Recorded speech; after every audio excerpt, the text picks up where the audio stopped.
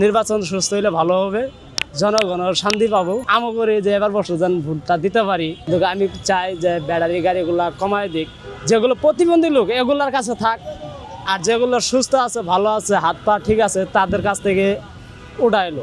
আশা করি নির্বাচন সুস্থ হবে, নির্বাচন সুস্থ হইলে ভালো হবে, জনগণের শান্তি পাবো।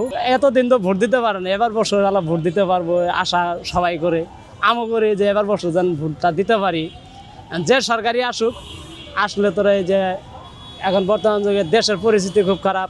ঢাকা শহরে বিদ্যুৎ পাওয়া যায় কিন্তু দেশ অঞ্চলে বিদ্যুৎ পাওয়া যায় না, বিদ্যুতের সংখ্যাটা কিন্তু অতি অল্প। দেশ গ্রামে সকালে যদি কারেন্ট যায় বিকালে আসে, কিন্তু এই বিদ্যুৎগুলো যায় কই। কিন্তু আমি চাই যে ব্যাটারি গাড়িগুলা কমায় দিক, যেগুলো প্রতিবন্ধী লোক এগুলার কাছে থাক, আর যেগুলো সুস্থ আছে ভালো আছে হাত পা ঠিক আছে তাদের কাছ থেকে উঠাইলো। প্রতিবন্ধীদের কাছে থাকলে তোরা দুঃখ নাই, কিন্তু ভালো মানুষও চলাইতে আছে 40 টাকার ভাড়া 20 টাকাতে জায়গা, কিন্তু বাংলা রিক্সা যারা চলা তারা তো অসহায়। আমার একটা কথা যে অটোগুলো বাইর হয়েছে, আজকেও আমার গাড়ির লোক 3টা অটো বাজাই দিয়েছিল, কিন্তু তারপরেও ওদের বইলেও কিছু হবে না।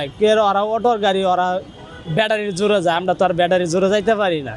এজন্য আমাদের ছেপে আমরা যাই, ওরা তো তা মানে সামান্য গাড়ি ফুরুত করে ঢোকাই দেয়। প্রাইভেট কার আছে না বাংলা রিক্সা আছে না মোটর সাইকেল আছে, ওরা ওদিক তাকায় না, যেমনি মন চায় এমনি চালা।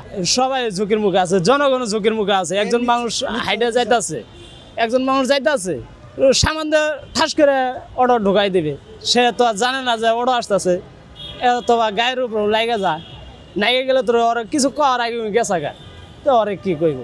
আর বাংলা রিক্সা যারা চলা ওরা হিসাব করে যায়, সামনে একটা মানুষ পার হইতেছে, ওই মানুষটা কেমনে পার করে নিয়ে যান লাগবো ওইটা ওই সিস্টেম করে যায়। ওরা তো আর তা করে না, যে ওরা মানুষই মরলো না বাঁচলো পিছন দিক তাকায় না। চিংগুলা করার জন্য অটোগুলা একটু সিস্টেমে করে ভাগ করেও যদি দেয়, এই এলাকার অটো রিক্সা এই এলাকায় চলবে, ওই এলাকারগুলো ওই এলাকায় চলবে। এরকম করলে ধরো যানজটও কম হবে, মনে করেন যে অ্যাক্সিডেন্টও কম হবে।